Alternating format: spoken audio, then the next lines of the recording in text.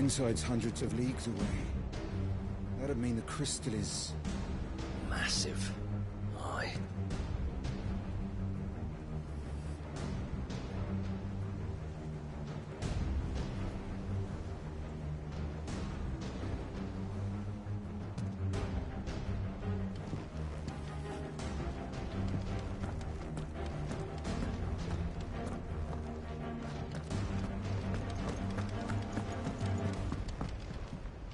Back again?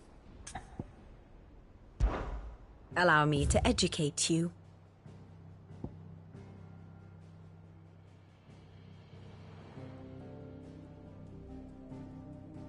One must understand one's place in the world.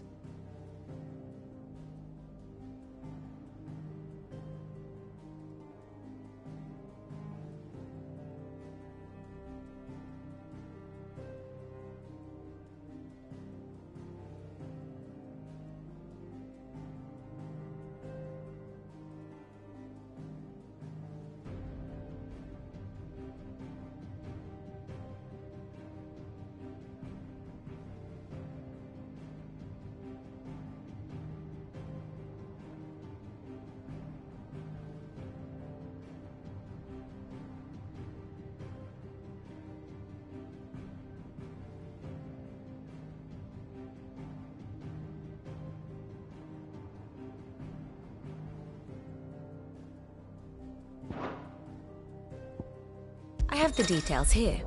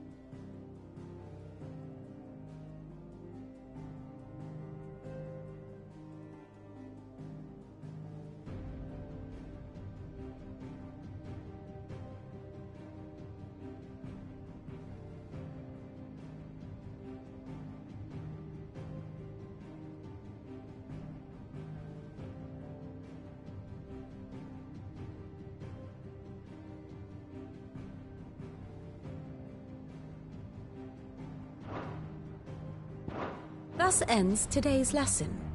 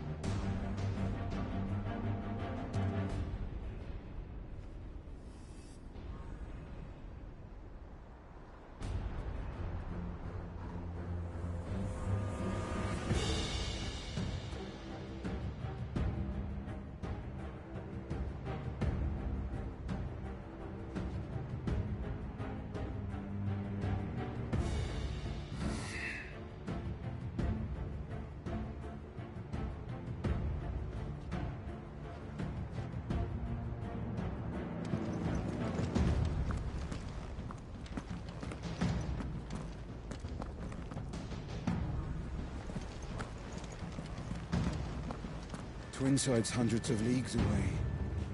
That'd mean the crystal is... massive. Aye.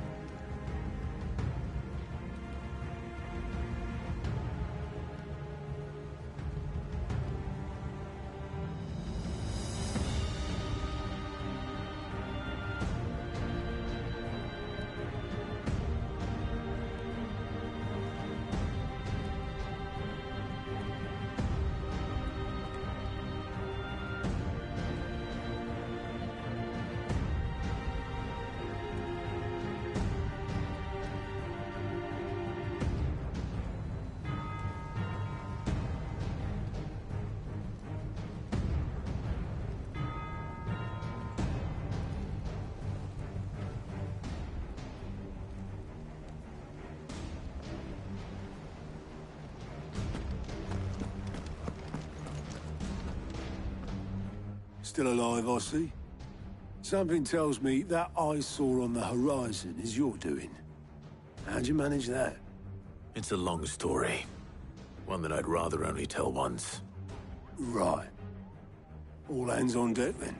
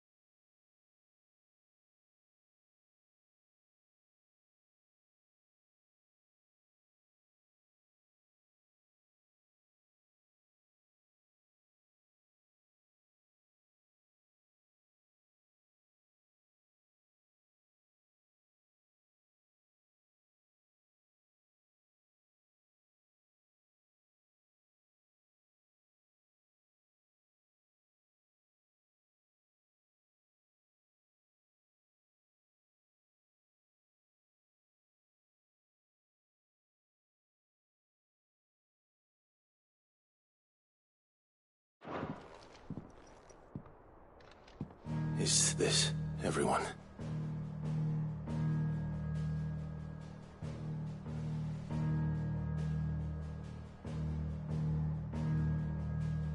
As I'm sure you've all guessed, the crystal which now commands the eastern skies was summoned by Ultima.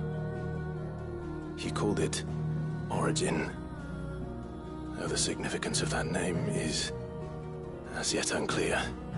What does it matter what it's called? Its emergence tore Twinside asunder, and wiped my homeland from the map.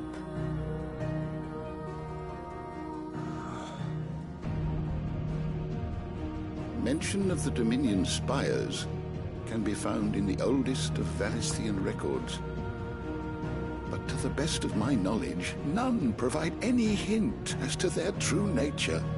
That they would prove the horns of some slumbering demon. Well... The Dominion's demise was at least quick. Elsewhere, the Republican army cannot hope to contain the chaos engulfing Randalar.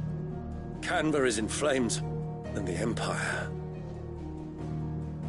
Our allies are crying out for answers. I've sent the Cursebreakers to give them what assurances we can, but right now that amounts to fuck all. They wouldn't be able to stop what the skies have started in any case. People here and across the realm grow sicker with every passing day. Could it be that this new Mother Crystal is like the others? That it draws upon the land's ether? It certainly looked that way from stone here. If that were true, it would explain the hastening spread of the Blight since the crystal's appearance. Would it not? And as the land's ether slowly rises to the surface, it pools, corrupting all who cannot channel its energies. Archay above, ether floods below, and in the middle, here we languish, hopelessly entrapped.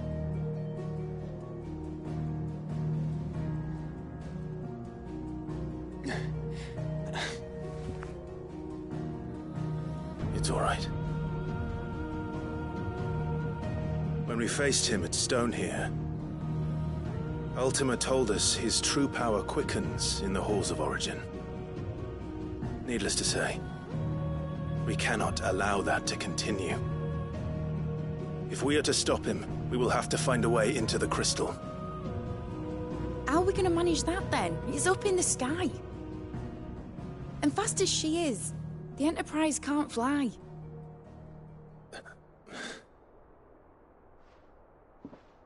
It's a lot to take in, and I reckon we'd all benefit from some time to clear our heads. The answer will come to us. Don't you worry. Ain't that right, Clive? Right. That's right. Well, go on then. Bugger off.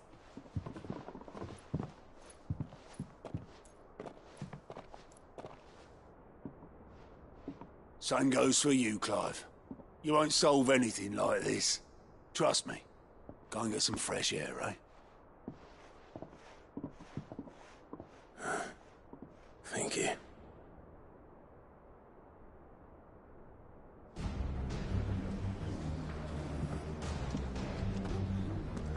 Joshua seemed upset.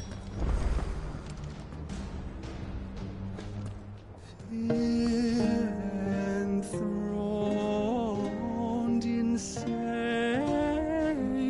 skies, chaos inward grows. From diverse hands a dawn is spun in crimson sin unfurls.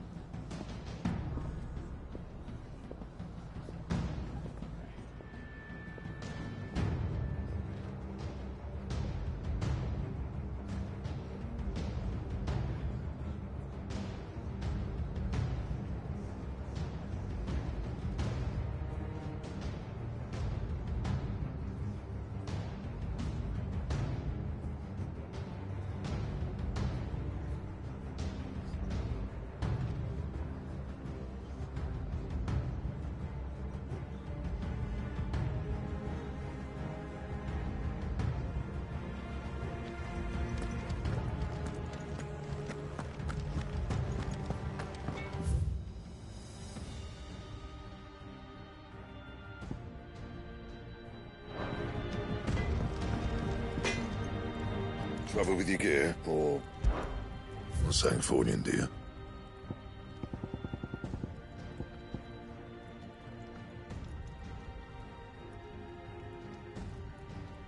Anything else?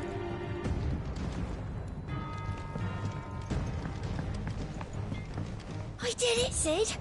I made friends with all the animals in the hideaway. But you know what I'd really like? My own goblin. Or maybe a morble, or a bomb. Only if it was a big one. That or a bander curl, but not a cactuar. They're too prickly.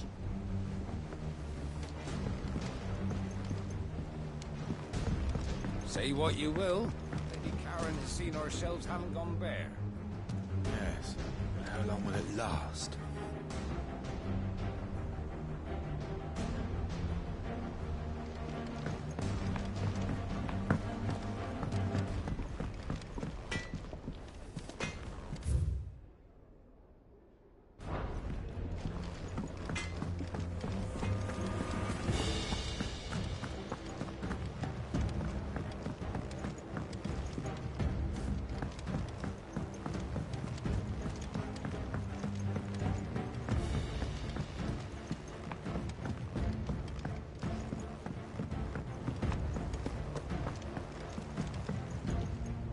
Clive.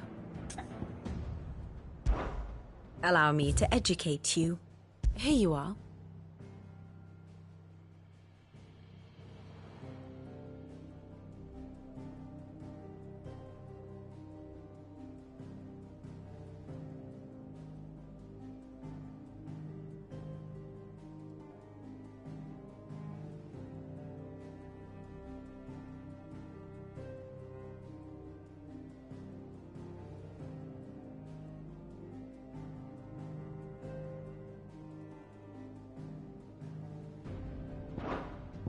Here's the latest information I have. Very good.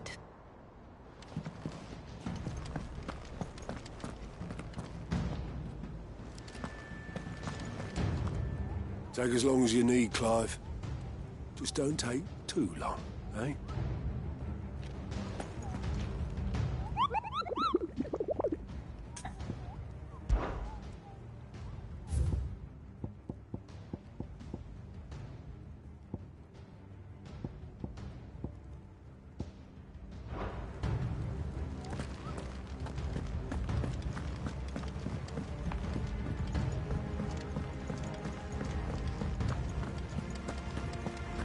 You be careful up there.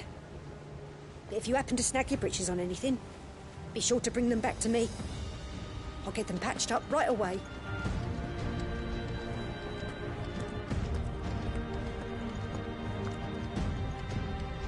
Do you think they'll come back?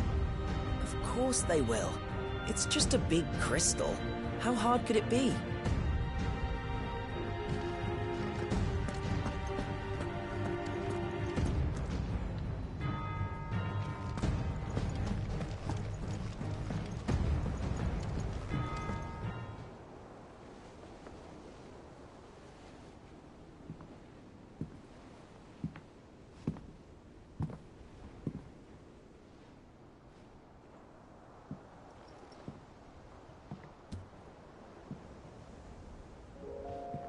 Ultima may have created us, but he doesn't make us who we are.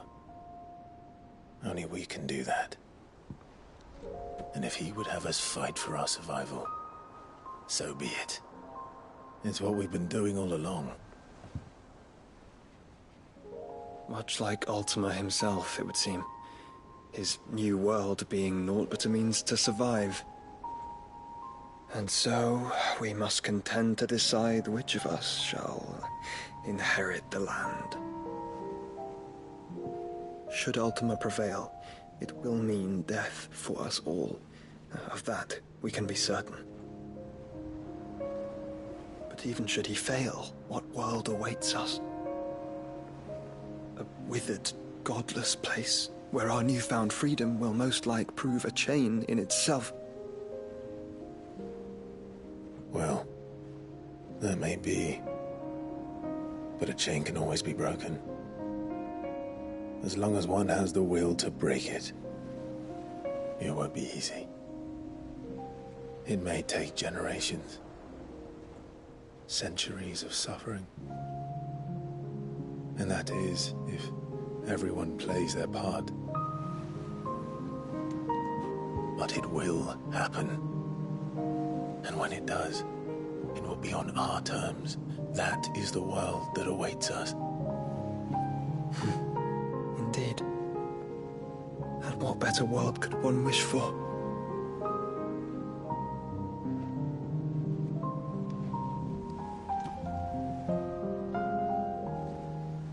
But first, we have to reach that crystal.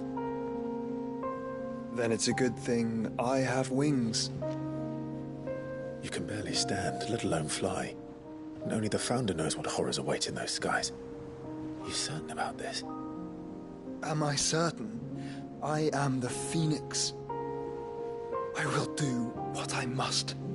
This is our fight. Remember?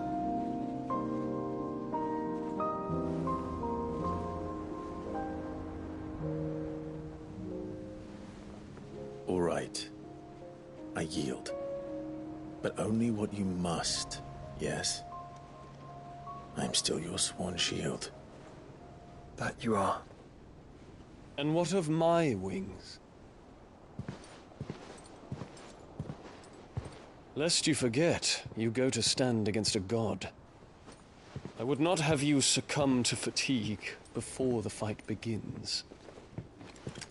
Ifrit, your brother mentioned that some few of the dominants who had lost their power to you were still able to prime. Is that true? It is. But their icons no longer submitted to their will.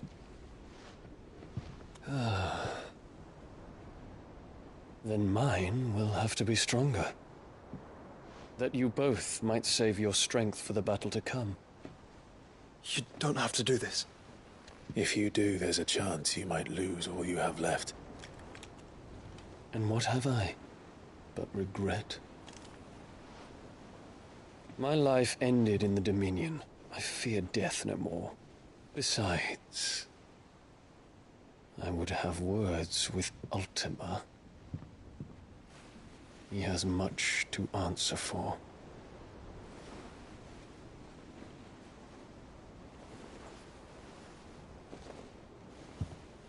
We are in your debt, Dion.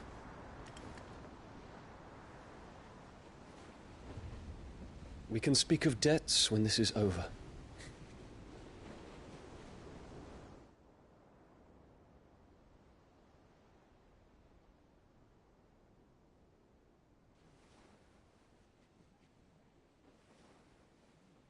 He speaks like a man who knows he's not coming back. And has come to terms with that. That doesn't mean that we have to, does it, Clive? Time to talk to Jill. I only hope she understands. Take as much time as you need, brother. Something tells me Ultima will wait. Do you think they'll come back? Of course they will. It's just a big...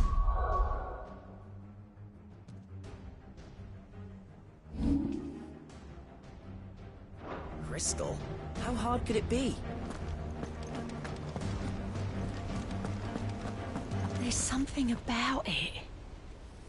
I feel like it's calling to me.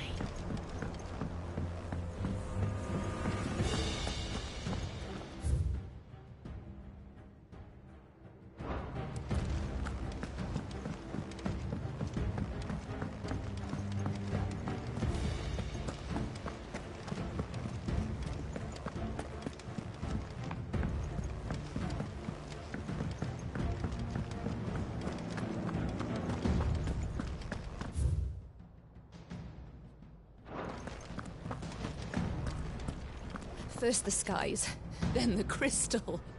What next? The advent of Great Griga herself. I'm sure we'll be fine.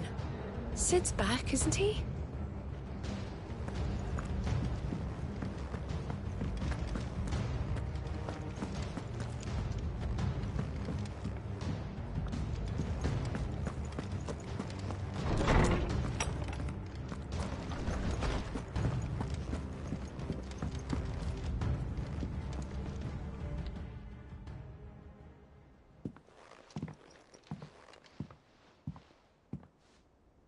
Come to wish on a star. That might not be such a bad idea. This is it, Jill. You know what I have to do. Why I have to do it. There's no turning back now. This is where our journey was leading us. Where it will end, for better or worse. I could pray to Metia for you. But you'll be all right, won't you, Clive? You always are. I did promise we'd watch the moon together. I'll be waiting.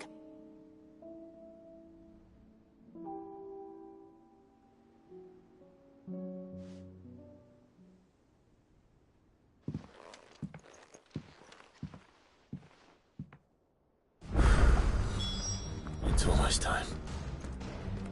Better make sure I haven't forgotten anything.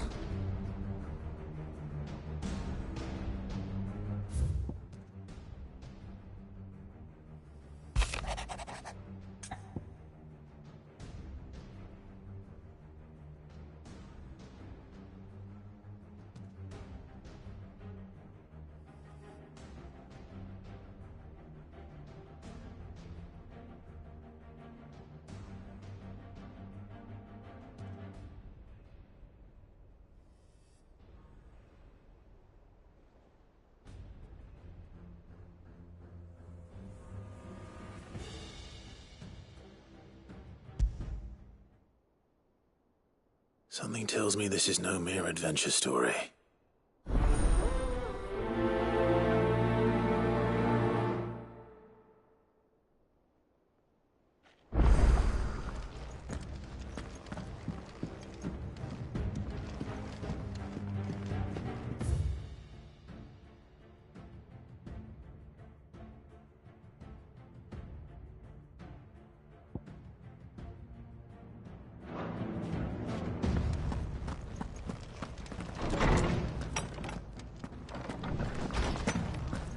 I will not forget this kindness, my lord. I shall go to Eastport, but as soon as the rebuilding work is complete, I promise to return.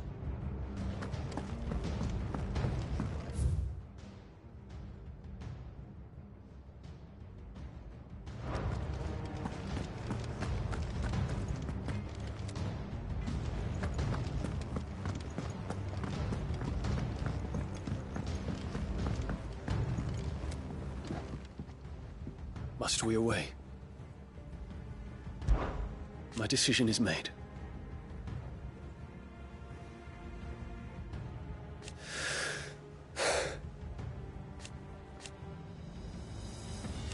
You said it yourself.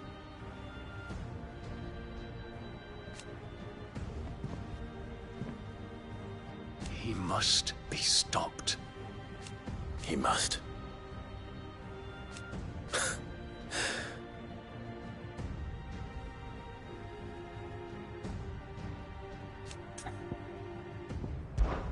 I await your word.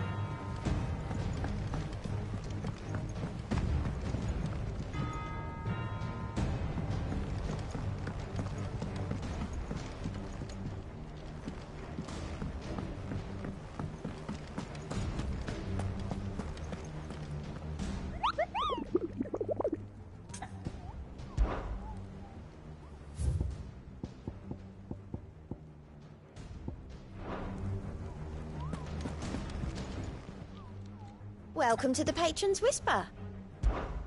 Your benefactors are a generous lot.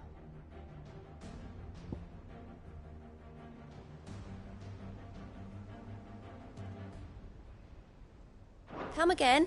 I may have more for you. How are you doing? Anything catch your eye?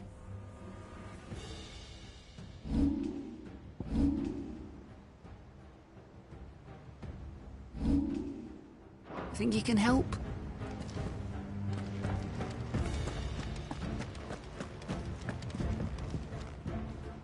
Vivian, I read your note, and I'd be happy to help you find the book you're looking for. Thank you, Clive. But tracking it down will not be easy. Are you sure? Please. You have always granted me your wisdom and insight whenever I asked. It's only right that I return the favor. Or at least attempt to. You are too kind. Alas, what I ask of you is rather more trying than delivering the odd lecture. I spoke with Harpocrates to see if he had any inkling as to where another copy might be found, but... But perhaps it is best that you hear the details from him. If you say so. Forgive me, Clive, for asking this of you. But this book, it set me on the path to becoming who I am today. Its importance cannot be overstated.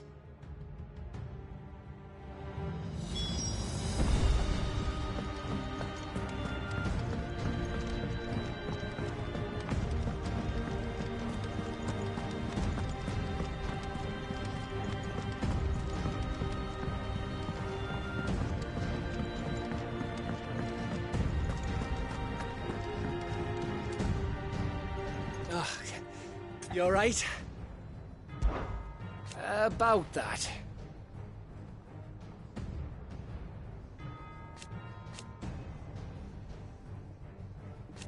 Oi!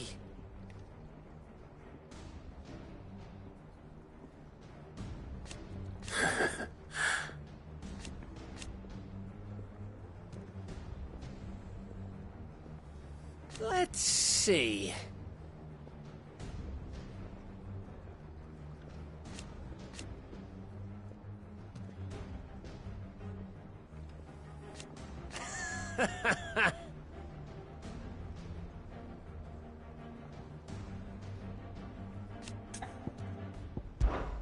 You off then?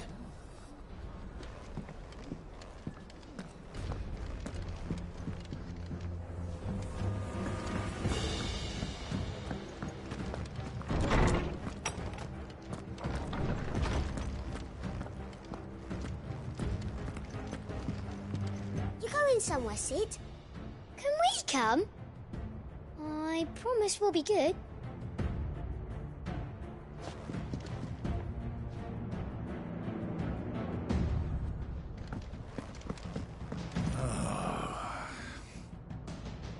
Not a word in this one, either.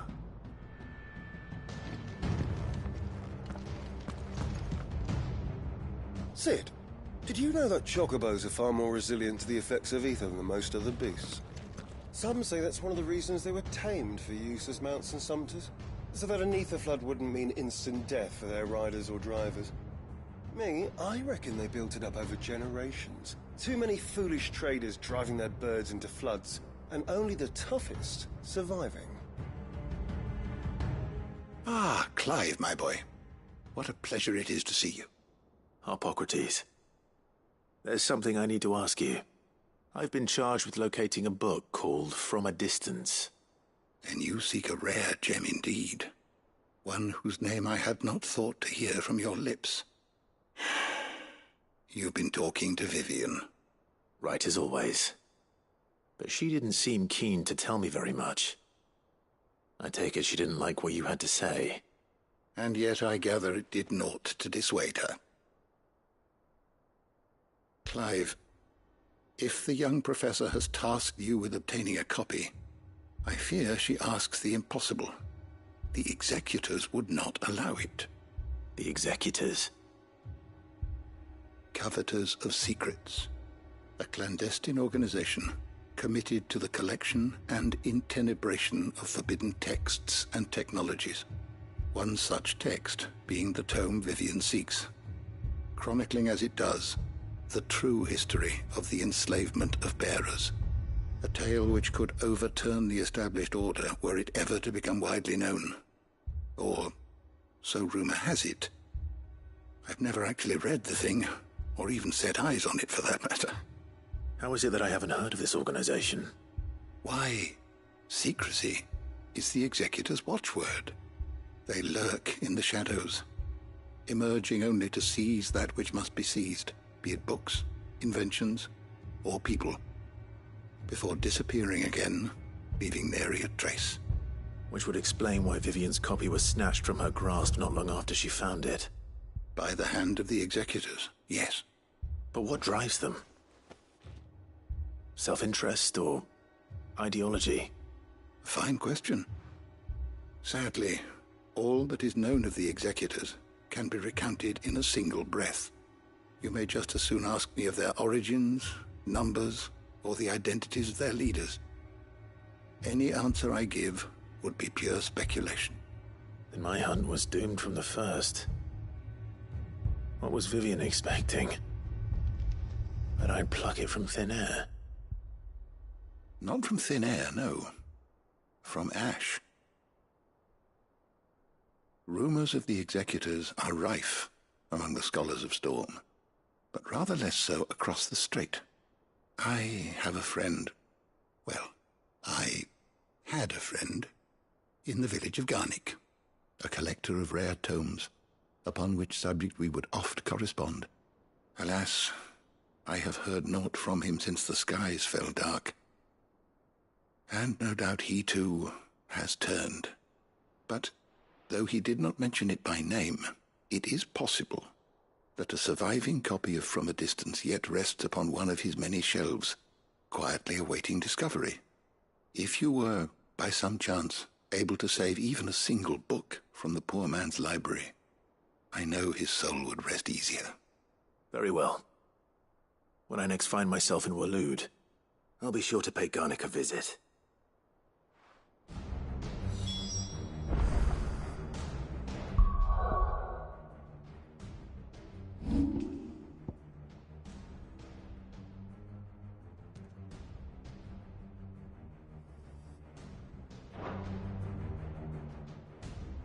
Good morrow to you, my friend. Having never visited, I cannot tell you exactly where in Garnick my friend's lodgings lie, but he did mention they were some distance from the road. I make no guarantee that you will find what you seek there, only that it is the best and perhaps the only place left to look. Ah, yes.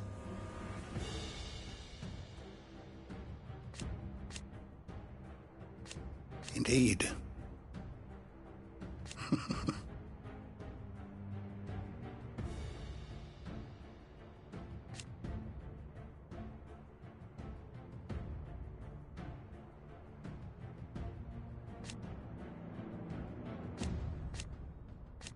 Then go.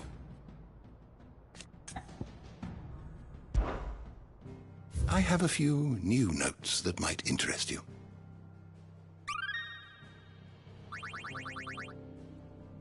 If you have a question for me, I should be happy to answer it.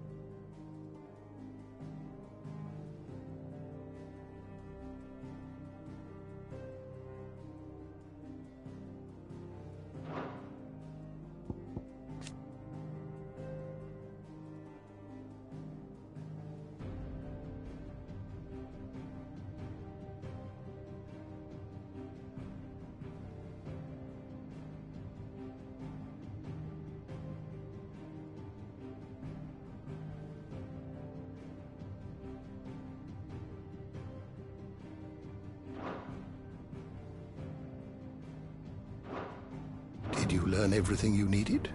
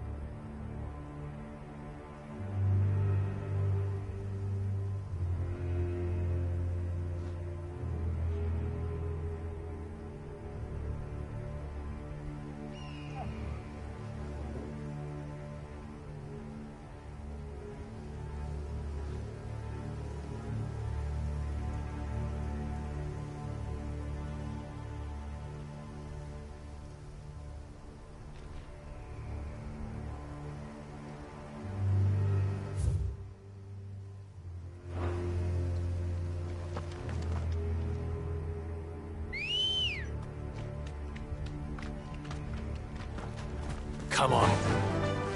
Faster!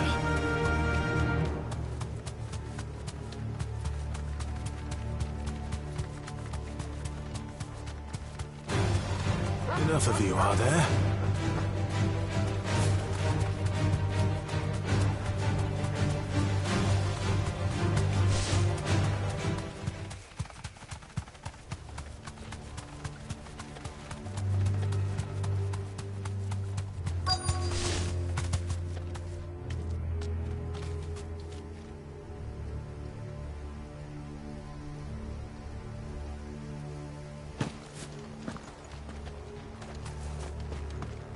The entire village looks abandoned. Now, which house would a bookworm live in?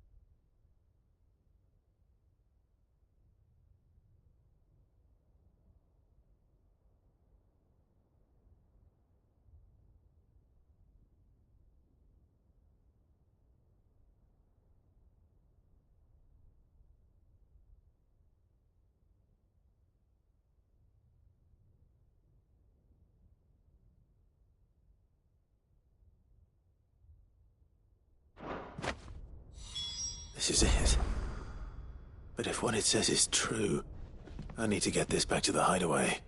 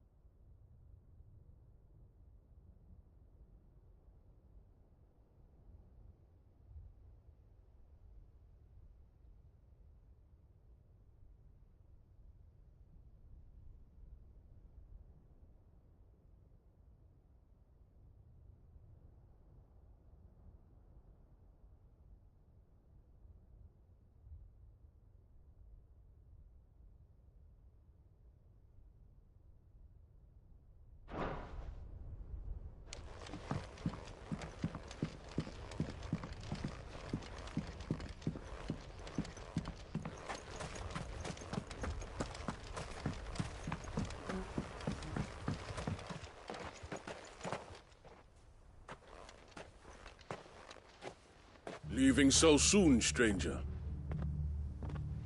We've been watching you. From a distance, so to speak.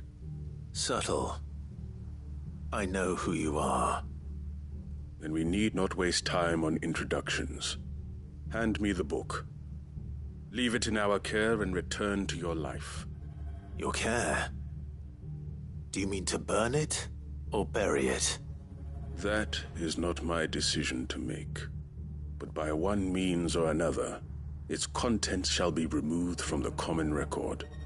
Then I'll have to politely refuse. I won't let you erase our history. Then we find ourselves at an impasse. Very well. The book can just as easily be pried from your dead hand.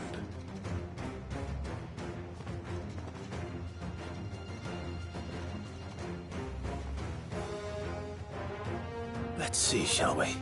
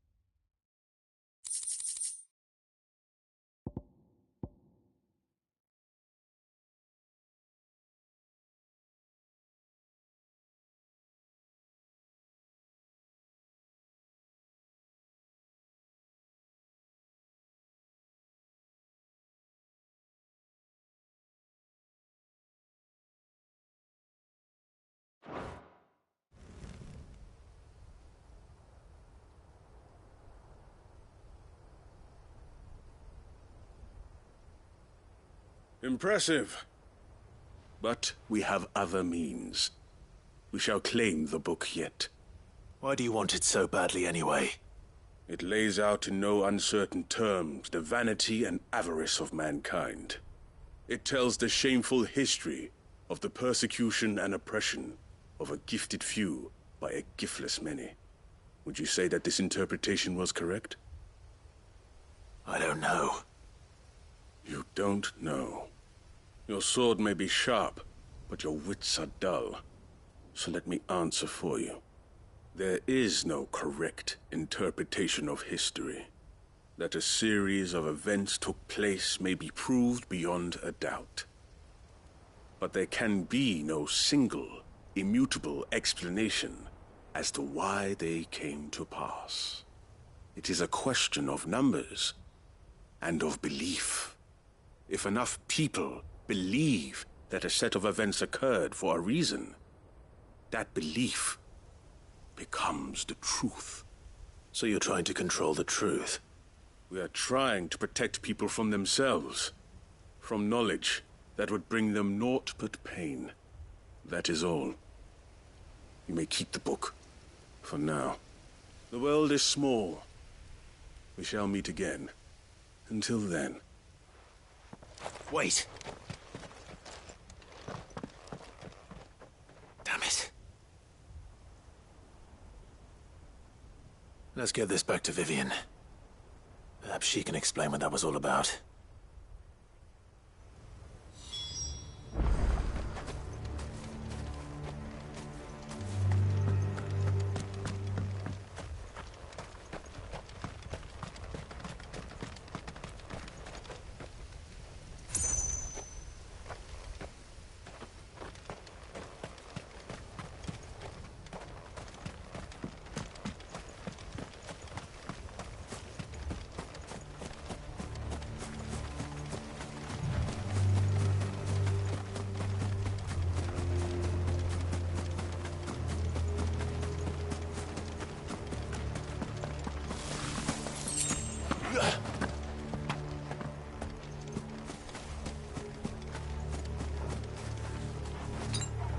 I needed that.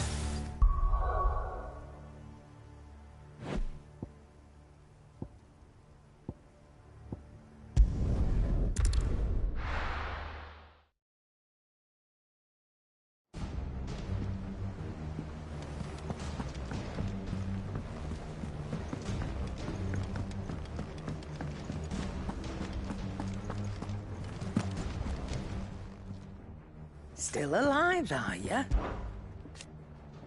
Ta-ra, then.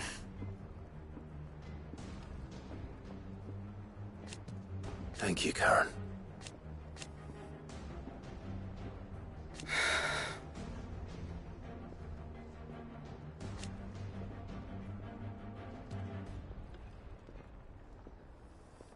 You could do this too. Go on, then.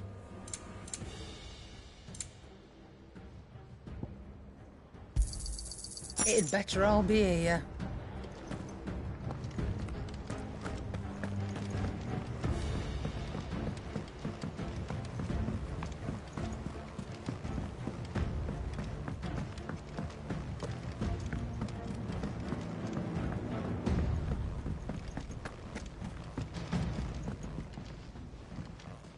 Vivian. I found it. The book you lost.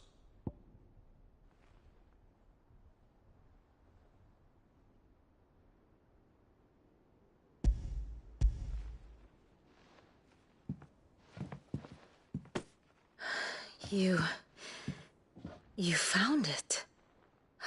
Thank you, Clive. Even though I asked this of you, I was not entirely sure it would be possible. I feared the executors had seized every copy. I met with one of these executors, and I convinced him to let me keep it. He told me something. That the truth is just a matter of collective belief. And that if enough people believe a lie, that lie becomes the truth. It does. But it also means that the truth is not immutable. That it can be changed. Provided that those who wish to change it can convince enough people that their perspective is the correct one. As the sad history of the bearers proves. You said that the book inspired you to become a scholar. It did. Or its author, rather. She was a heretic, you see. A firebrand and a dissenter. A gallows stood ready for her in every corner of the realm. And by shunning society, or perhaps being shunned by it, she stumbled upon a truth so potent that an entire realm trembled at the prospect of its utterance. I, too, have always felt somehow set apart from the world of men. A stranger to my own species. She taught me that my solitude was not a curse, but a gift. And that, though my journey to the truth might be a lonely one, what I found at my destination would be more than worth the cost. Do you still feel that way? That you're not one of us? Honestly, I'm not entirely sure anymore. Since coming to the hideaway, I find my thinking somewhat clouded. Perhaps the result of studying mankind from a rather closer perspective than I had intended. But the more I study, the more I find value in this perspective. In looking not from the outside, but from within. So if you'll permit me, I'd like to continue my work here. Remember, Clive, when enough people believe, belief begets truth. Give the men and women of this benighted world the gift of truth. Make them believe in you, as I do. I'll try, Vivian. I'll try.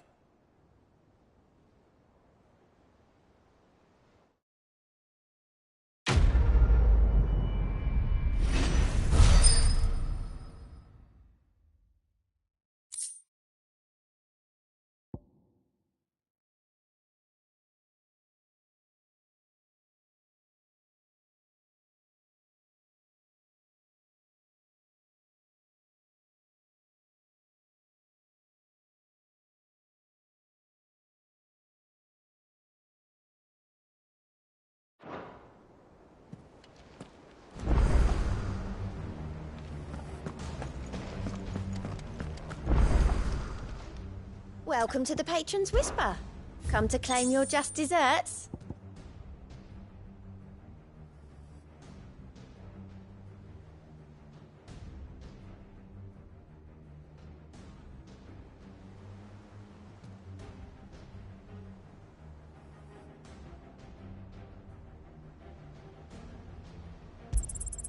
You earned this. All done?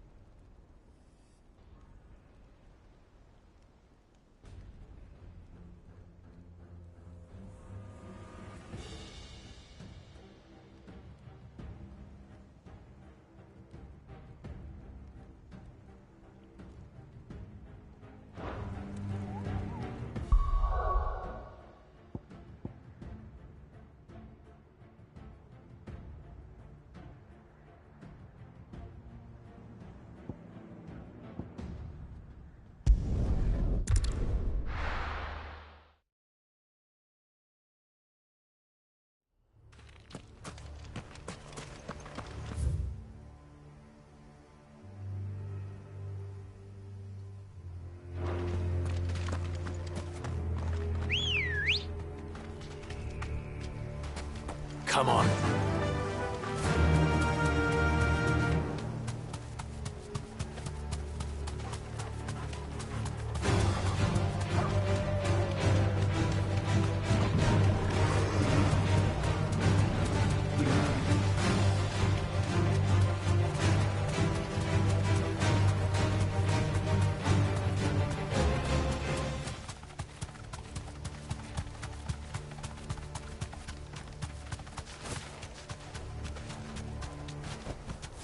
I can walk from here.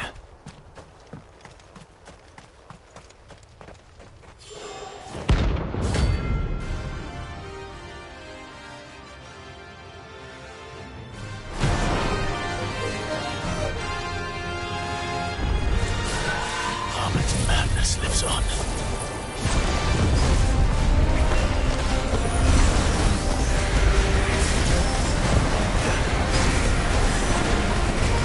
Oh!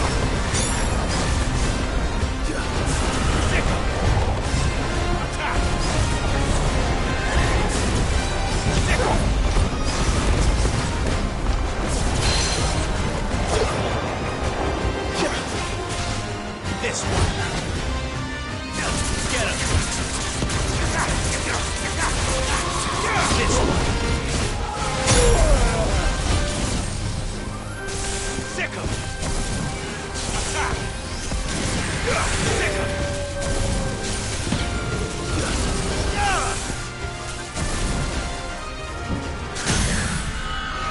Over here.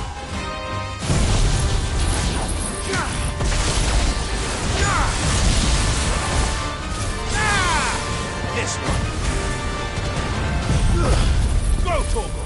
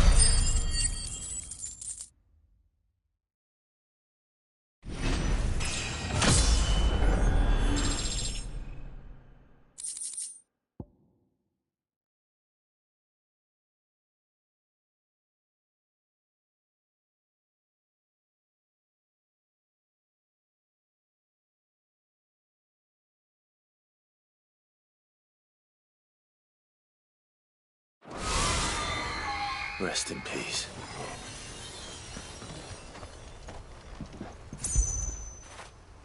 Where would I be without you?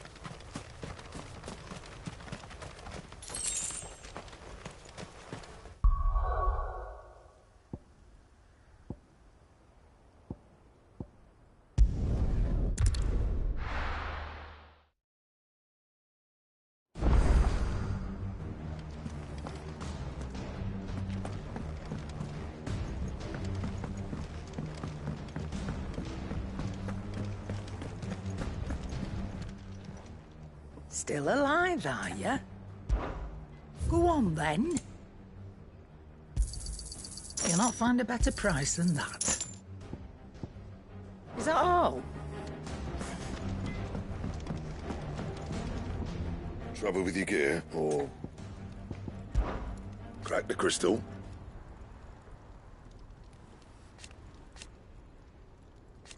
Not a very good one. But then...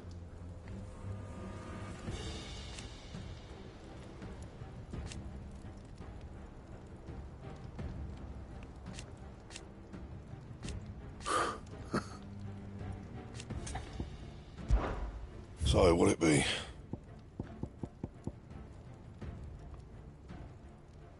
And? First the skies, then the crystal. What next? The advent of great Griga herself. I'm sure we'll be fine. Sid's back, isn't it?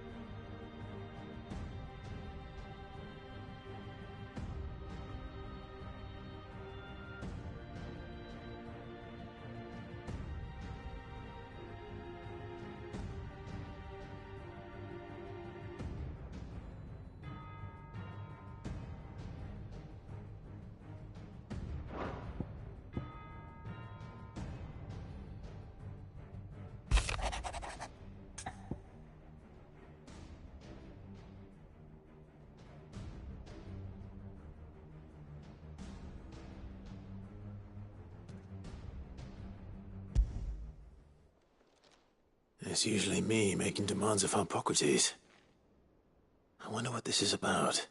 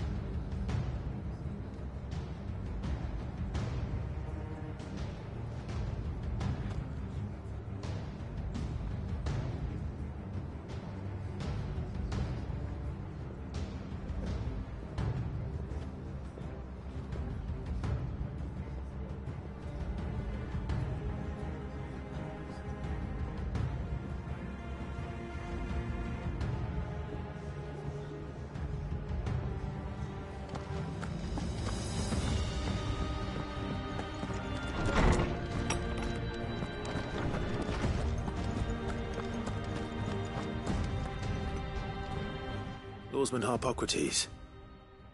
I received your note. Ah, yes. I expect you're wondering what this is all about. You spoke of making amends with Dion, but I can't imagine what for. Then I should begin by telling you that I was once his tutor. This was some years ago, of course, before I joined Cid in his hideaway. At that time, I was counted among the foremost scholars of Oriflamme, and was accordingly invited to the palace to supervise the young prince's education, all to ensure that the future emperor had a firm grounding in, well, everything an emperor should. History, religion, commerce, government. Alas, our time together was cut short when Dion left to join the Dragoons, his studies no longer being deemed necessary. I had not expected to meet with him again, least of all here. Have you spoken with him?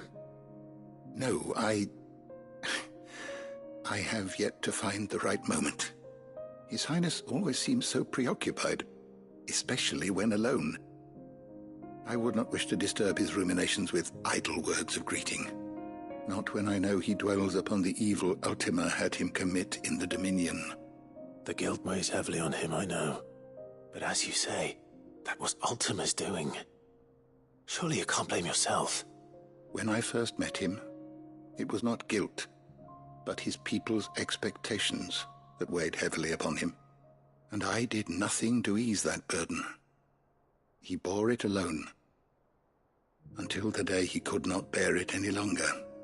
It is one of my greatest regrets that I only ever offered him my wisdom, when what he truly needed was friendship. The blame for Dion's transgressions lies not only on his shoulders, but on mine. I see. I'm ready to help you in any way that I can. Then I beg that you bring me a wild wyvern tail. Apothecaries across the ages agree that even to glimpse such a flower is to be granted inner solace. Fabulists and fraudsters all, of course. But there is oft a seed of truth to be found where even the most outlandish opinions align. Well, it can't hurt to try. Where can I find this flower? And how will I know it? You have seen cultivated wyvern tails before, I trust. The lily-white blossoms from whose roots the poisonous ink for the brand is distilled. Well, those which grow in the wild differ only in their purple hue. The harsher the environment in which they are raised, the deeper the color. There is a waterfall in Rickmal's roost across the strait, where the flowers once grew in abundance. Whether they still survive there, I know not. But try as I might, I can find no likelier location. It's all right. I'll find you a wyvern tail one way or another. Thank you, Clive. And please, be safe.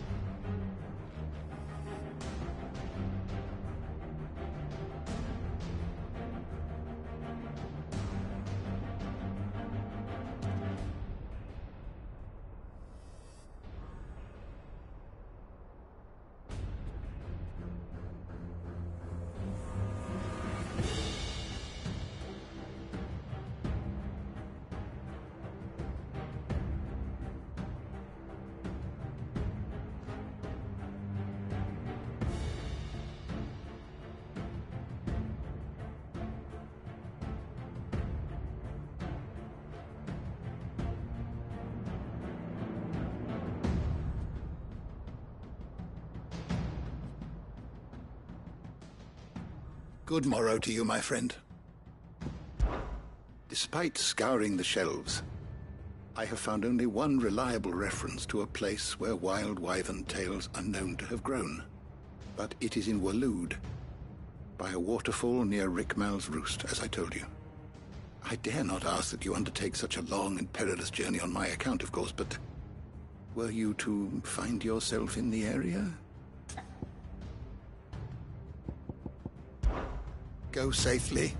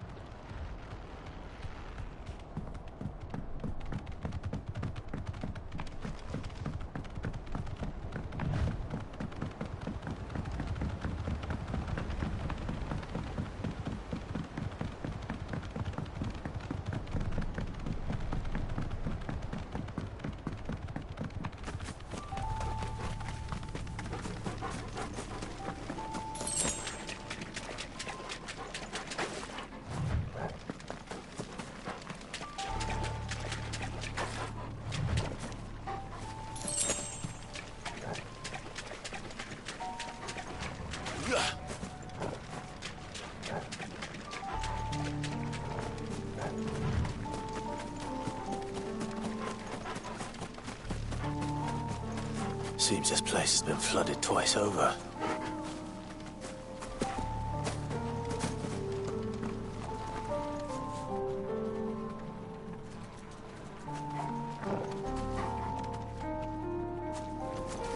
Purple flowers blooming next to a waterfall.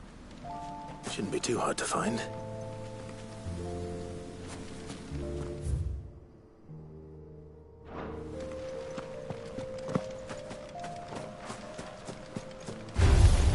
No holding back.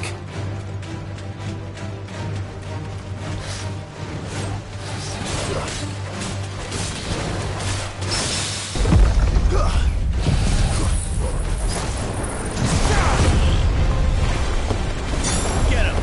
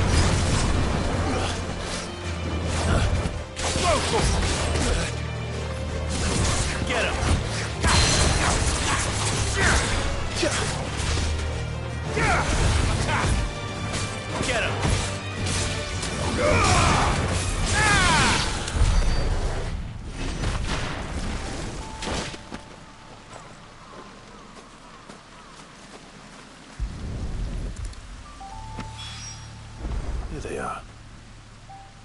Might as well pick enough for a bunch, I suppose.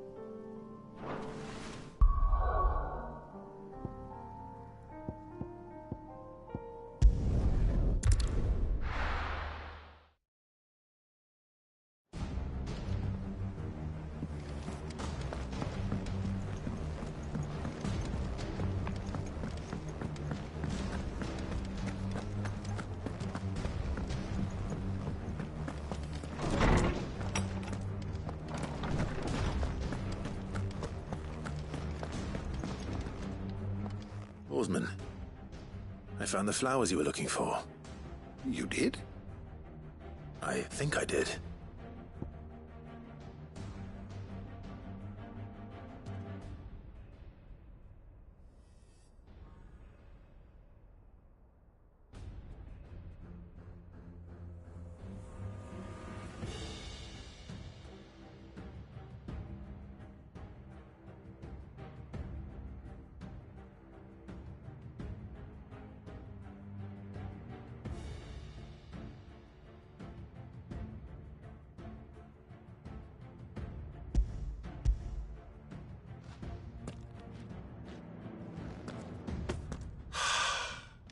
Did indeed.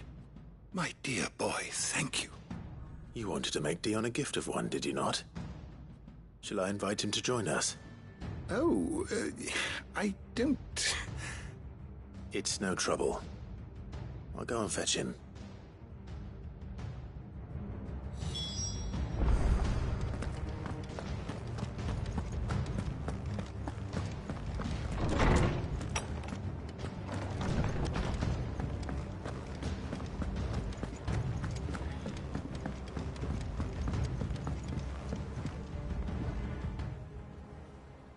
Your Highness, would you do me the honor of accompanying me? No. It is time, then. No. Only to the shelves. Our lawsman has something he'd like to give you. Master Harpocrates. No. I dare not show my face before him. Not after everything I have done. I have taken countless innocent lives. And ruined countless more. All because I was weak. I have sworn to atone for my crimes or die in the attempt. But were I to meet with him again, and see in his eyes what I have become, I fear that my resolve might falter. Then that is all the more reason to do it. Test your resolve. Prove to yourself, and to him, how strong it truly is.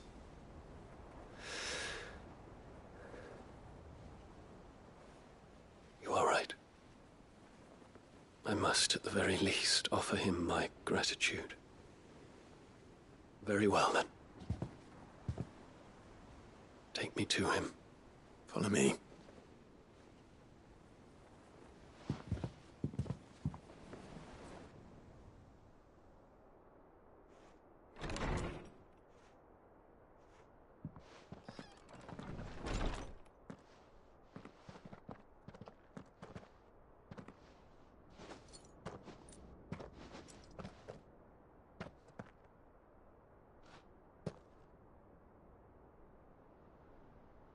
Even now, I hesitate to approach him.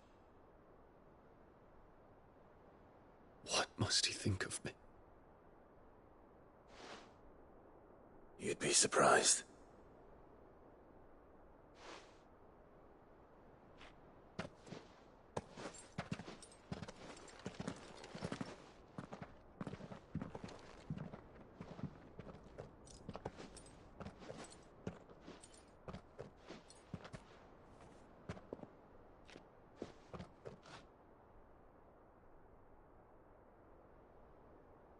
Master Harpocrates, pray, accept my apologies for leaving your tutelage before my studies were complete. Your lessons opened my mind to a world quite unlike the one I had imagined from within the gilded confines of the palace. And I shall be forever grateful for the efforts you made to enlighten me. Lift up your head, Your Highness. The deeds of youth require no apology.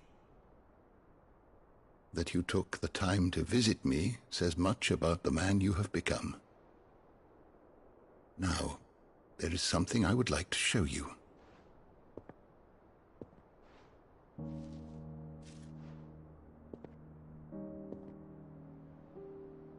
Is that a wyvern tail? The color is unfamiliar to me. Because it is unique to those found in the wild. Something in the harsh environments in which they grow lends them this striking hue. Their roots are indistinguishable from those of their hothouse cousins, but once they bloom, the difference is immediately apparent. In this flower, I see you, Your Highness. Its roots were the roots of a wyvern tail, with all that implies. But they do not define it, just as yours do not define you. I want you to have it, that it might remind you of this truth.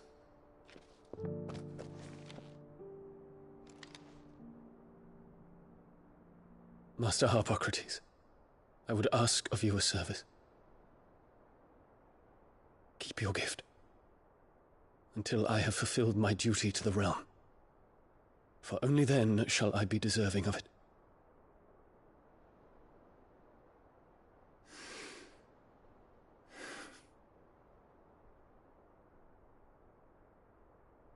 As you wish, Your Highness. I shall await your return.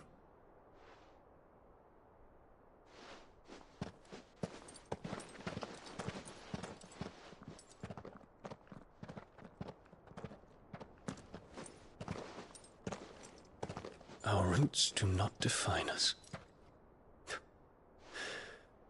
No wonder my stepmother didn't like him. For reuniting me with memories I had thought long lost.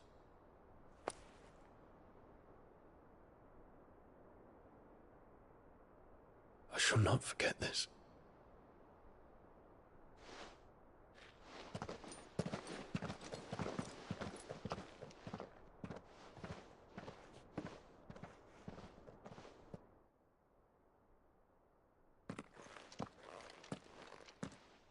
Thank you, Clive. Were it not for you, I fear I might never have found the right moment to speak with him. Not to mention the wyvern tales. I shall plant their seeds, that I might not disappoint His Highness upon his return. I hope the soil in the hideaway is to their liking. Why, these flowers bloomed in the bleak, black wastes of Waloed. I'm sure Nigel's yard will suit them to a T.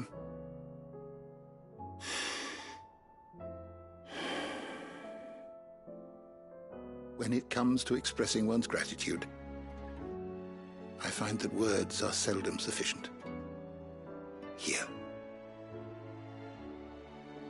What's this? A stolas quill. Or more precisely, my stolas quill. 'Tis said that an owl's feathers are steeped in the wishes it hears over its long lifetime. All those words just waiting to pour out onto the page. So consider this my wish for you. That one day you may put down your sword and pick up that pen. Well, when that day comes, I'll certainly have a lot to write about. Thank you, Harpocrates. It shall have pride of place in my chamber.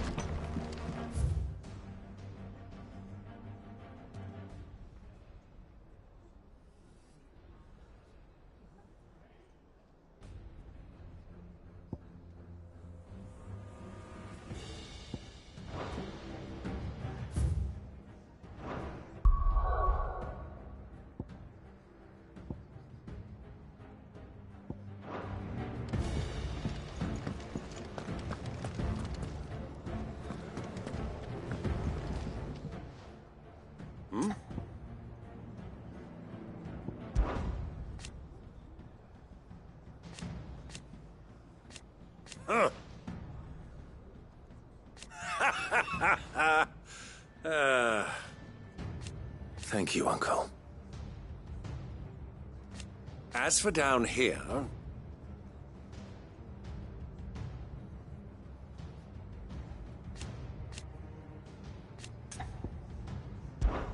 Clive, my boy! Rutherford informs me that we owe you our thanks. Hadn't intended for you to get involved, but such are the times we live in, huh? I would have done the same for anyone else. You're far too modest, Clive. You'd make a terrible nobleman. But tell me, is the realm truly in as dire a state as Rutherford suggests? From what little I saw, you were right to be worried. I suppose I should have expected the worst. But I was rather hoping the great and good of the realm might have things a little more under control. Alas, it seems that firm leadership is in short supply these days, and without it, the people are bound to lose their way. We must move quickly. But where do we start? True, the challenges that face us are many. But in my estimation, there are two key areas to be addressed before any other. The realm's armies and her larders. As you've seen firsthand, it's every man and woman for themselves out there. Certain cities have banded together to try and maintain some semblance of order, yes, but such cases are few and far between. And yet, the only remedy for the chaos that faces us is unity. A unity that transcends even the borders laid down by our ancestors. In short, if Storm does not stand together, she will fall apart. But how would one even begin to unite the realm? The armies, my boy. As I told you already, we begin by restoring order among the ranks of those sworn to maintain it. Sadly, I doubt I could convince even the lowliest gaggle of privates to dig a latrine together. But I do know someone the High Commanders have been known to listen to on occasion. Field Marshal Eugen Havel. I thought he was retired. He was, until an Akashic army tore through Randalar and killed most of the rank and file. There is no man alive more capable. Literally. And as luck would have it, I've already spoken with him on the matter. Of course you have. And he's agreed to help. On one condition. That he first speaks with you personally. Havel has always been a man of frustratingly rigid principle, and he has certain qualms about clasping arms with, well, with an outlaw. I extolled your many virtues as best I could, of course, but the old goat was adamant that he be allowed to appraise you in person. You don't mind, do you, my boy? Of course not. As long as chaos reigns, we will never build a better world. I'll do whatever it takes. And if the Field Marshal wishes to speak with me in person, then so be it. That's the spirit. I'll leave for Randalar at once. Would you send a Stolas? Of course. Rutherford is already in the Dalmekian capital. I'll have him tell Havel to expect you forthwith. Excellent. Thank you, Uncle. No, thank you, Clive.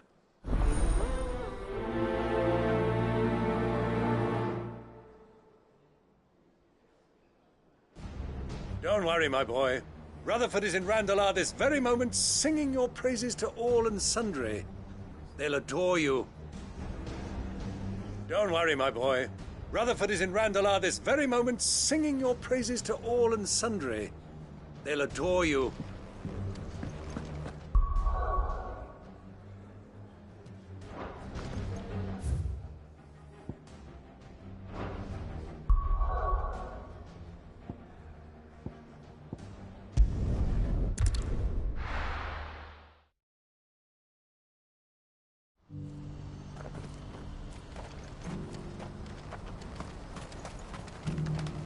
You won't find a finer array this side of the strait.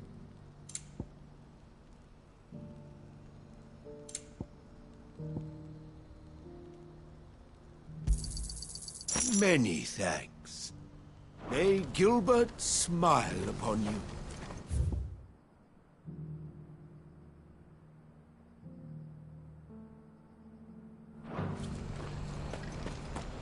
Do you see that too?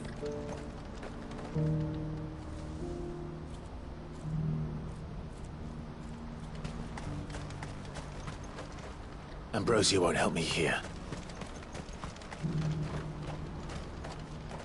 There are many variations of the Zemeckis legend, but almost all agree that man was punished for presuming to set foot in the sanctum of the gods.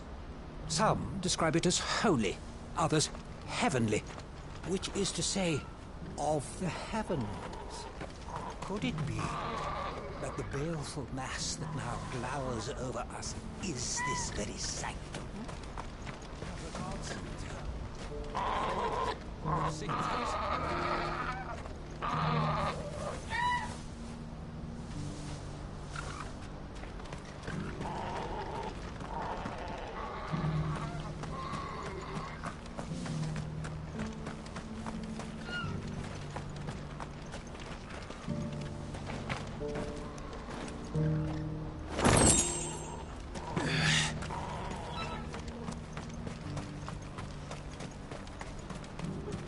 Papa, what keeps it in the air? Why doesn't it fall? Don't you go tempting fate, girl. What is it? Oh, please. Just make it stop. I'm scared. It's all right.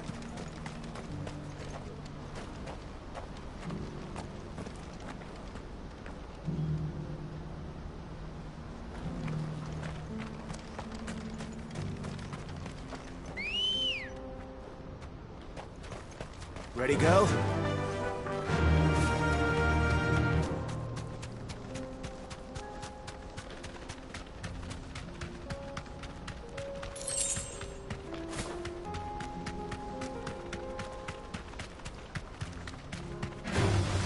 All right.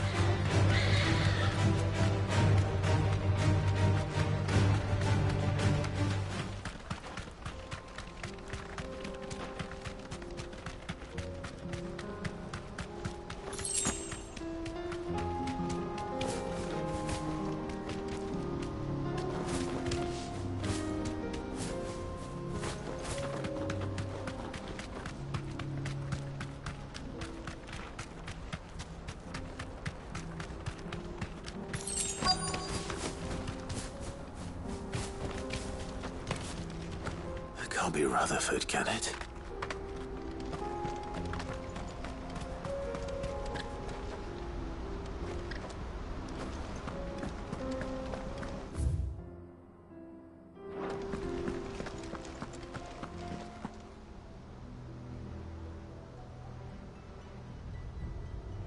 Turncoats and cowards, the lot of you! If it's a fight you want, it's a fight you shall have! Allow me. I don't need your... Please, Field Marshal, oblige him. This won't take long. You're right. It won't. Men, finish him.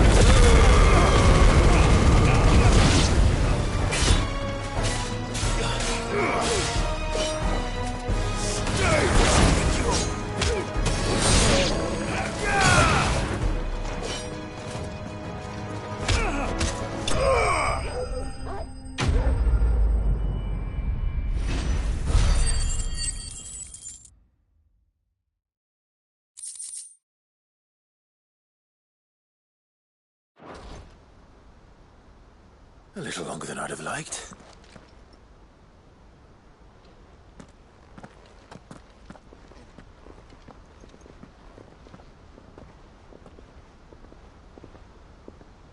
Field Marshal Havel, I presume. Are either of you injured? No, my lord. You arrived just as our escort turned on us. Fucking traitors. I'd heard reports of soldiers in the outlying regions abandoning the oaths they swore.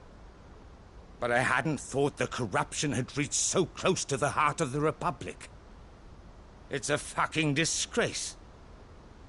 Your interfering old bastard of an uncle tried to warn me, of course. My lord Marquis. Or is Sid the Outlaw more to your liking? Call me what you want.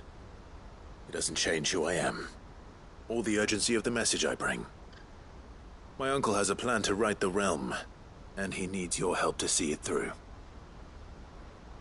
Before I agree to anything, I'd have you answer one question. What do you stand to gain from all this? I won't deny that I might benefit from further chaos.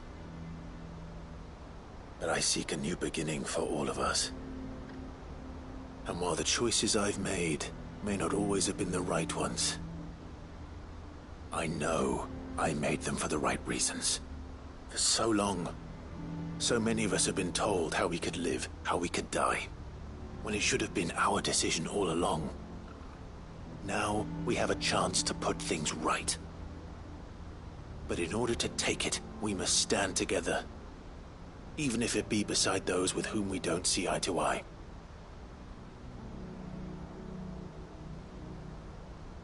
Certainly not the words I expected from an outlaw. But perhaps your uncle was right. You are no ordinary outlaw. I'll never hear the end of this. All right. I'll start by ordering my most trusted guard to bring the Dhalmekian fringes under control. Next, I'll make contact with my counterparts in the Imperial Army and see if I can't convince them to try and restore order in their own territory. Thank you, Field Marshal. But they are not the only ones we will need to convince. What do you mean? I don't doubt that I can bully some sense into a few generals. But those they answer to require a different kind of persuasion. And when it comes to honeyed words, well, we will need an envoy. One who can court even the most stubborn of statesmen. You, perhaps. I'm flattered. But I'm no diplomat either. And I have other problems to attend to. What we need is a skilled arbitrator. And I may know just the person. Is that so? And would he happen to be an outlaw too? Of a different kind, perhaps. Well, beggars can't be choosers. I suppose we'll all have to find a little of the outlaw in ourselves if we're to make it through this. Very well. Send your man to me right away. I shall.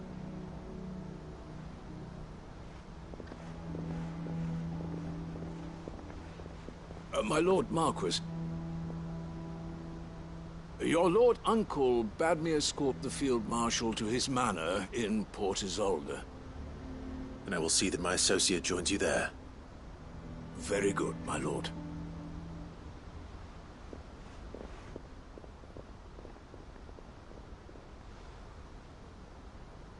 Huh. An envoy. I'm not sure I'm the man to talk anyone round. I can barely convince my brother to take his medicine. No. This is a job for someone with experience. Someone like Quentin. I hope I can convince him at least.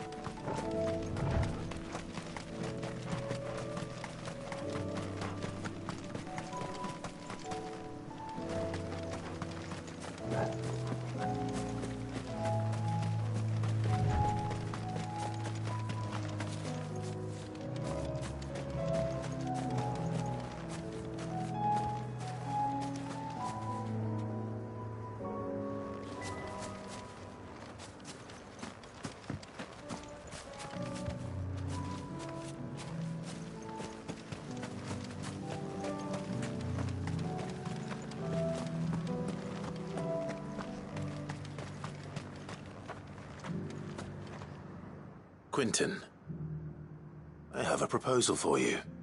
Do you now? Something tells me you'll be asking more of me than a cask of Gotand gold. Go on then. Propose.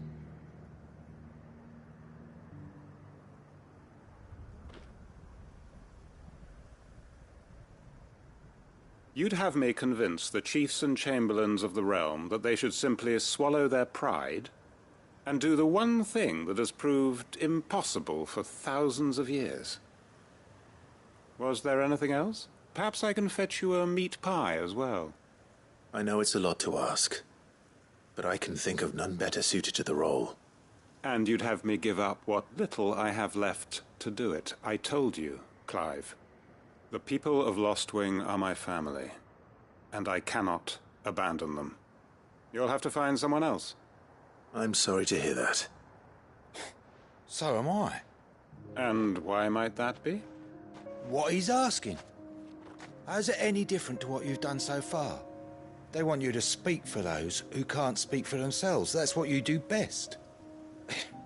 If it's the vineyard you're worried about, we'll see that the grapes are picked and the tons filled. You know we will. It's not that. Then what is it? You said yourself we're family. Don't you trust us? You know that's not what I'm... Then what are you saying? That only we are worth saving? Why turn your back on everyone else? You convinced us we could build new lives for ourselves, and if you can do that, who's to say you couldn't convince the entire realm? A stirring argument. I fear that any rejoinder I make might fall somewhat flat by comparison. So you'll join us? Where do you need me? Field Marshal Havel will want to speak with you in person. He's currently in Port Isolde. I can arrange for a party of Cursebreakers to accompany you there. That would be very much appreciated. I hear the roads are far from safe these days. Hopefully not for long.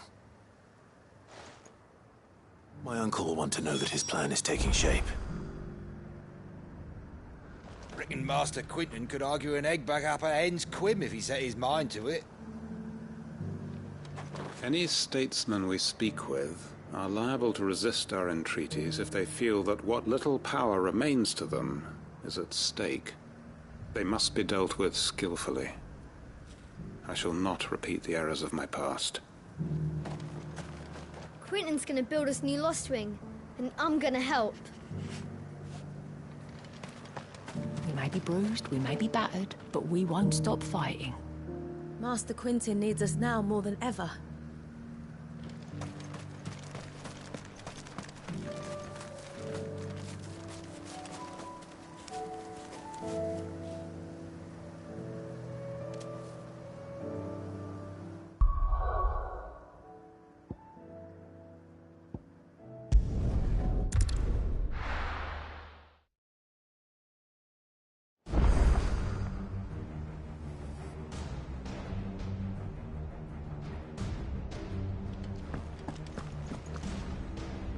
Uncle, I bring good news.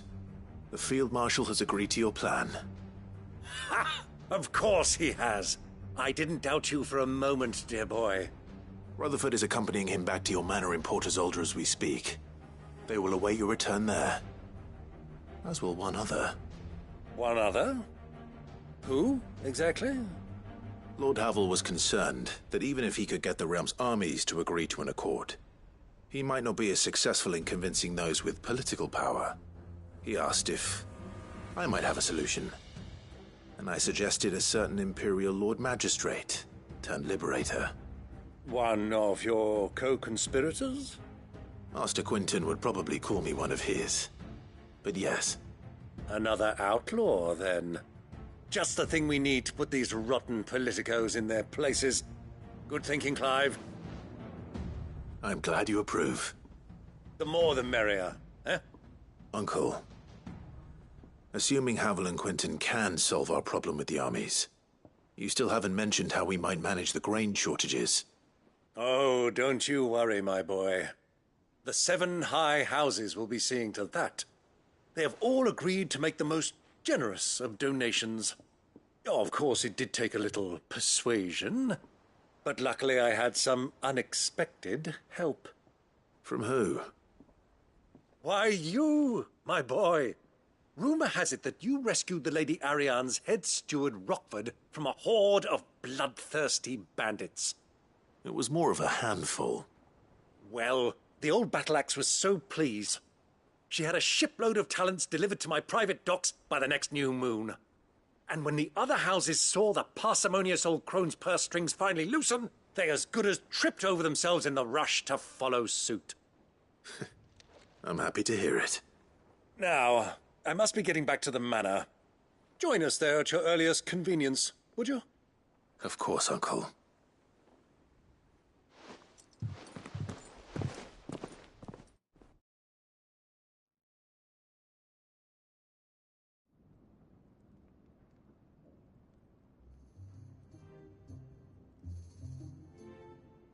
And how, pray tell, will we get that grain to the capital if the roads are still overrun with akashic? You'll find another bloody road. I only have so many men, and I'm not about to send them headlong into an ether flood. That is, unless you'd have them turn as well. Well, I'd certainly eat less. Says the man with a belly bigger than a band of curls. My soldiers actually need their rations. Without any food to keep them going, they'll be...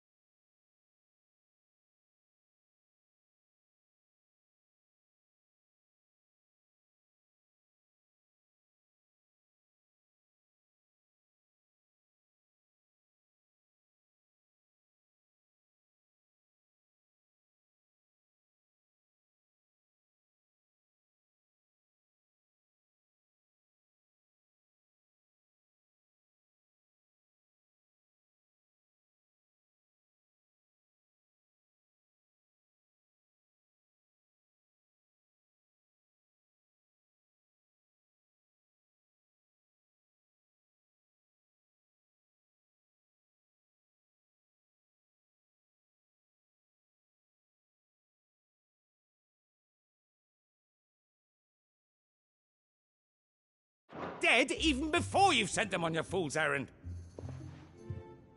If I may, gentlemen, perhaps I might suggest an alternative approach. Though supply routes are indeed disrupted, there is no shortage of ships. Indeed, they bob away in every bay from here to Randalar, awaiting a safe haven. Allow them to make port and fill their bellies full of grain. And once those who crowd the cities are fed, ferry the displaced back to the countryside to work the fallow fields. But I'm sure that you wish to continue your discussion. Forgive the interruption. Two such firm friends as yourselves need no help from the likes of me. Rutherford spoke fondly of the great bond between you. Us? Friends? I can't stand the man! Clive, I'm beginning to question the quality of the company you keep. And what kind of company were you expecting him to keep? The man's a criminal! Criminal? How dare you? You are not fit to breathe the same air as this fine, upstanding young gentleman. Upstanding? He calls himself Sid the Bloody Outlaw! Once more onto the breach.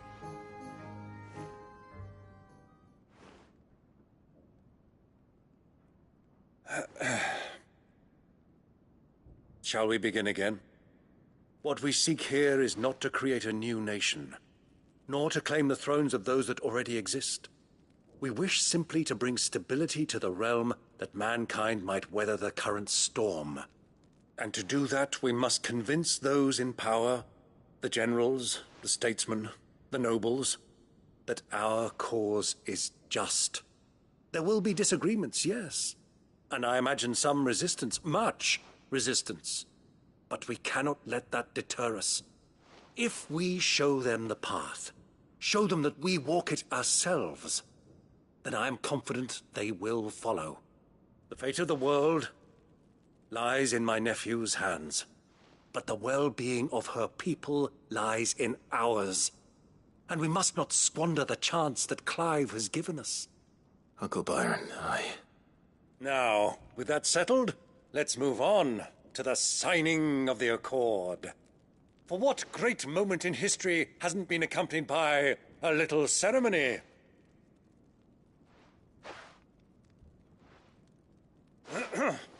Citizens of Valisthea, I present to you the Triunity. Rutherford, Mike Will.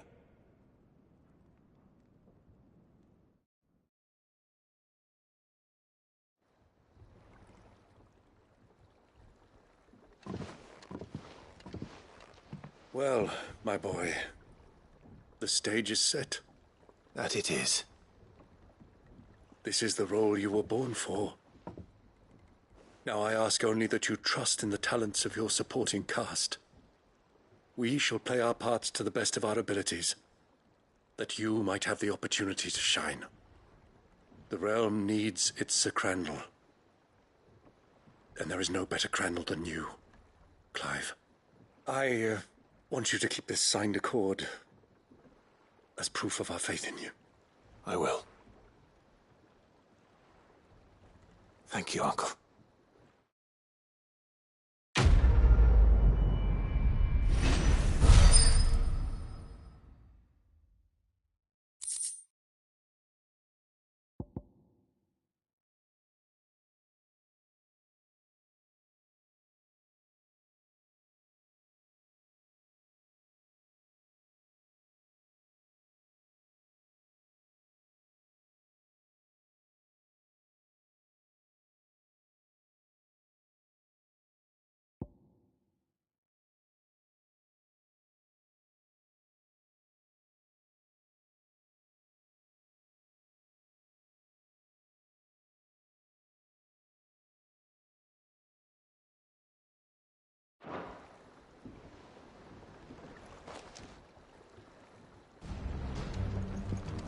Sorry, can't take you where you need to get to, but the Argo and me will be waiting when you get back.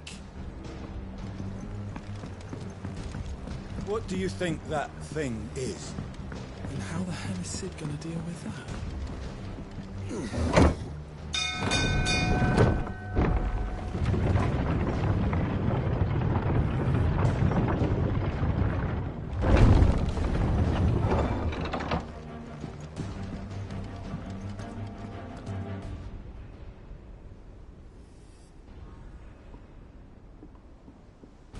Do you think they'll come back? Of course they will. It's just a big crystal. How hard could it be?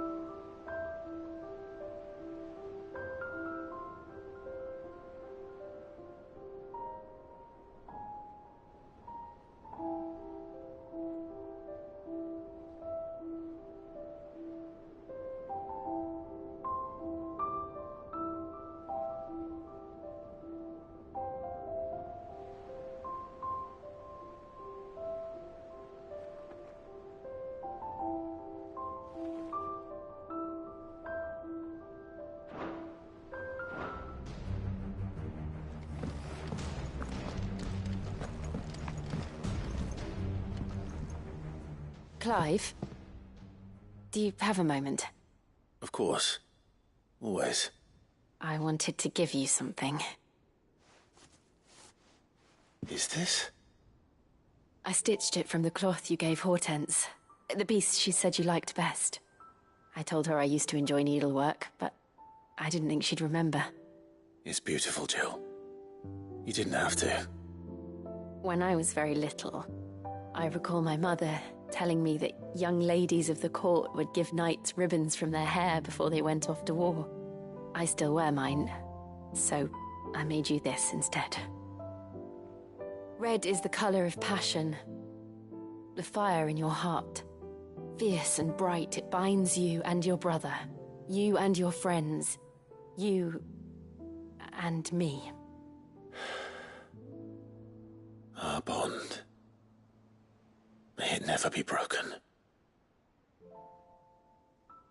And may it ever bring you back to me. I will always, always be here. Thank you, Jill.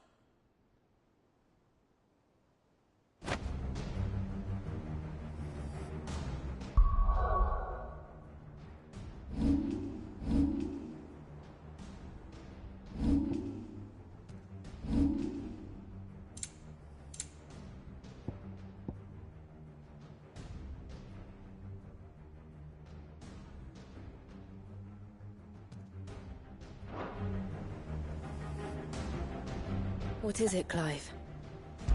You could... Somewhere in the back of my mind.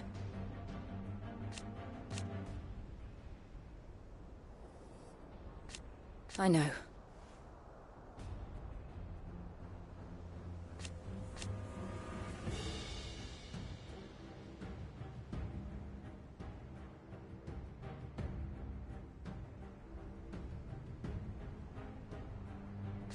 Thank you. And so for now...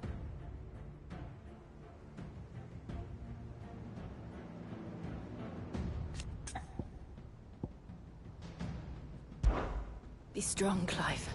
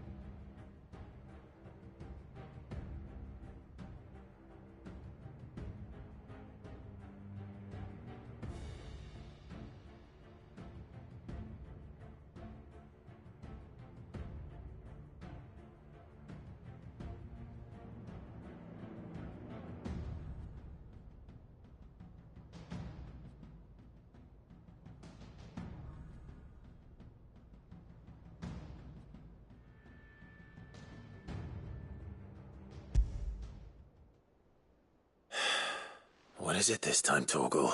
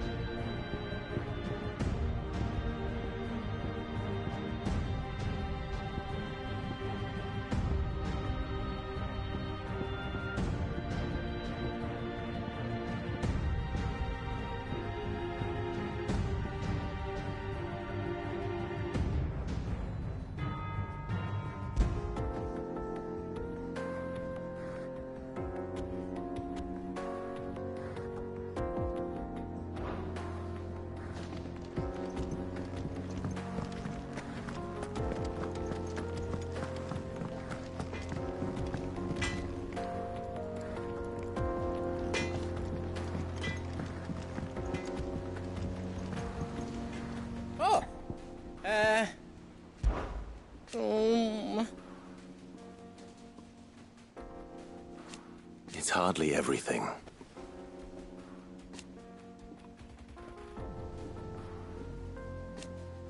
And I will! I promise! You can count on me.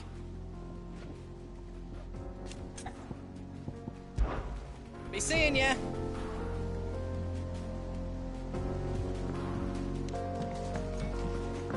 Say what you will, Lady Karen has seen our shelves haven't gone bare. Yes. How long will it last?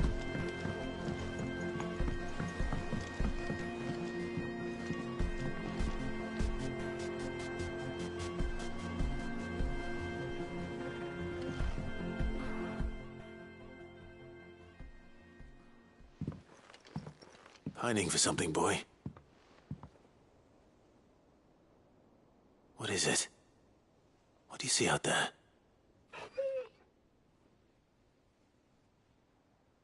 I never did ask where you got that anklet of yours. From Sid, that's why. On the day he brought him home. That long ago? And you're only thinking to ask this now? Sid saw that the pup had a habit of gnawing on his leg, since you ask. Clap that there iron on him to keep him from doing it. What was wrong, boy? I'll take like as not. Must have been hard on the poor whelp losing his loving masters at such a young age. Doubly hard in being a frost wolf, torn away from his icons and all. Sid would always tell him, you want that iron gone, you find what it is you're looking for. I reckon what he was looking for was you. I'm sorry, Torgal. Sorry for making you wait so long. Let's get that thing off you.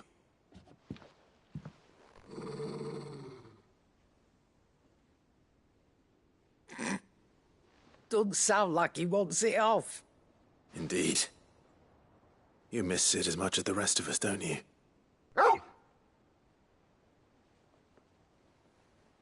You want me to go with you somewhere?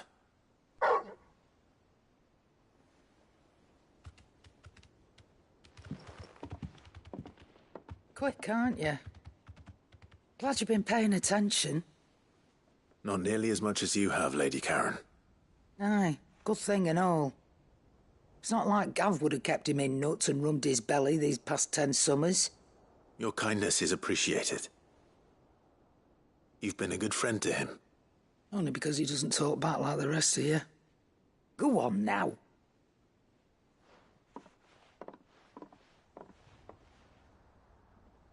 Where to then, Torgal?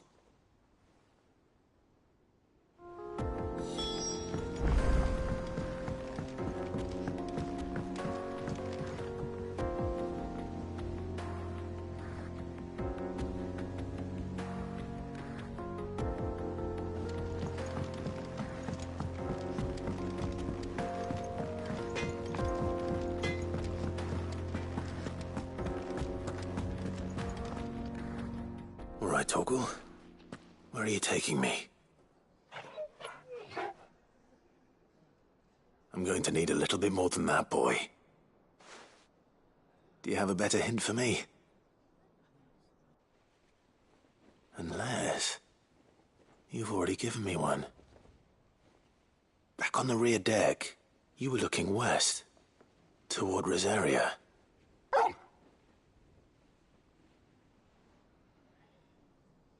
Why don't we try the rookery?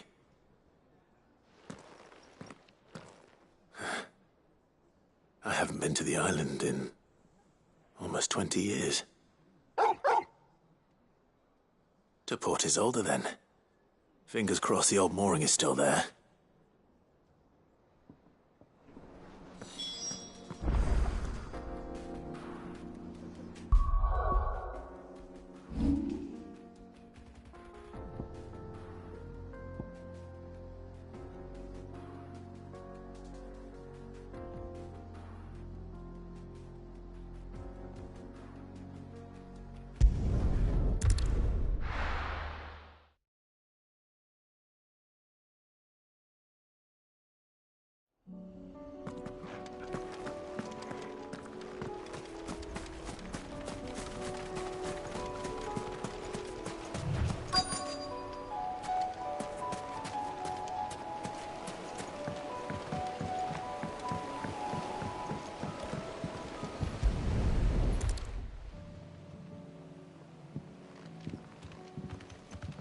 It's still here. After all these years. Lots smaller than I remember. And you're a lot bigger. You might have to swim, boy.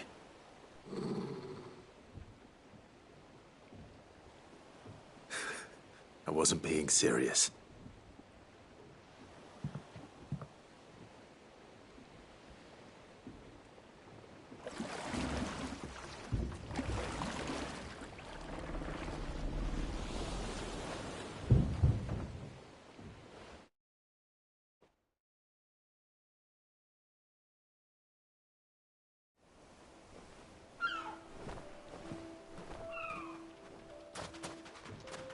This place hasn't changed at all. The rookery's right through those trees. Come on.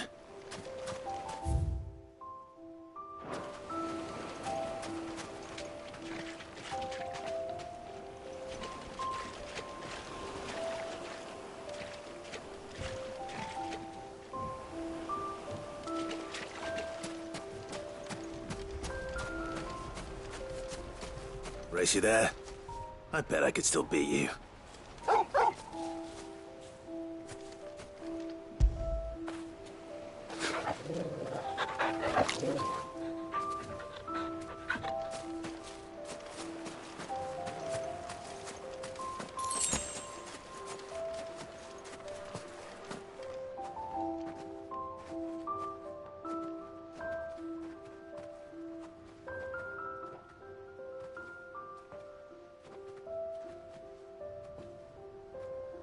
Here we are.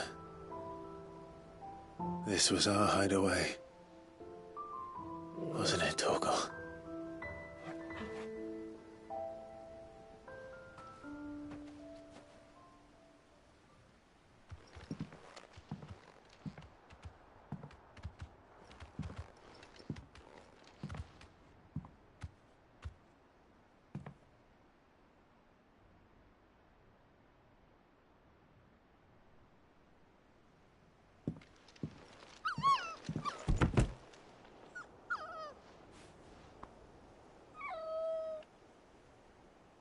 Coming here helped me to forget who I was. Or wasn't. Prince, shield. Son his mother could love. Had I been any one of those things? Perhaps.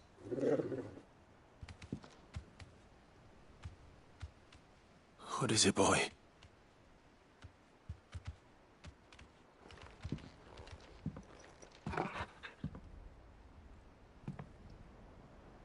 This is all from the castle. And Phoenix Gate. Did you bring these here?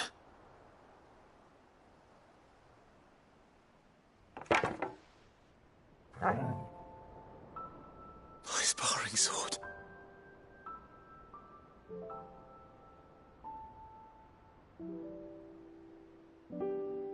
Well. You never stopped looking for me, did you, boy?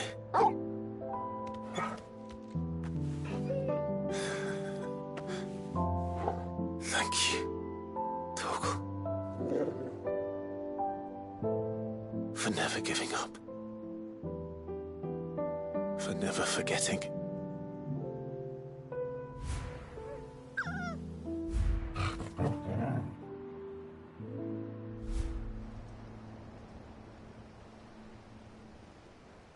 Let's take this with us, shall we? So I don't forget either.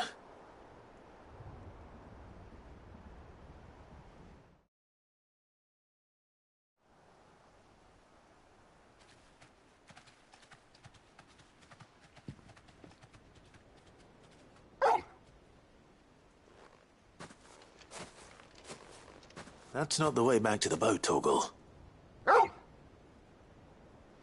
All right. I'm coming.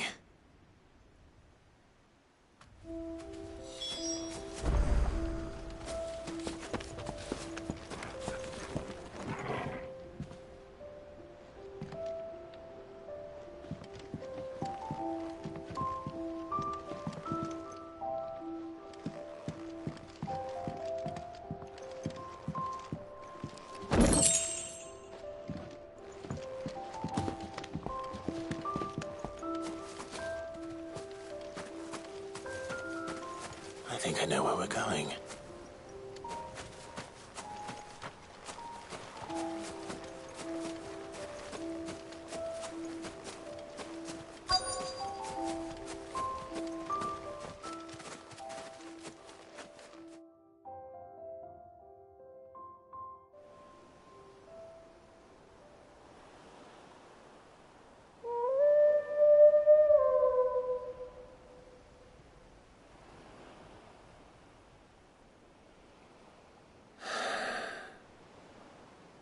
People always talk about the importance of putting the past behind you. But without it, we wouldn't be who we are today. And we certainly couldn't steer our way to a better tomorrow. Come on, Torgal. Let's go home.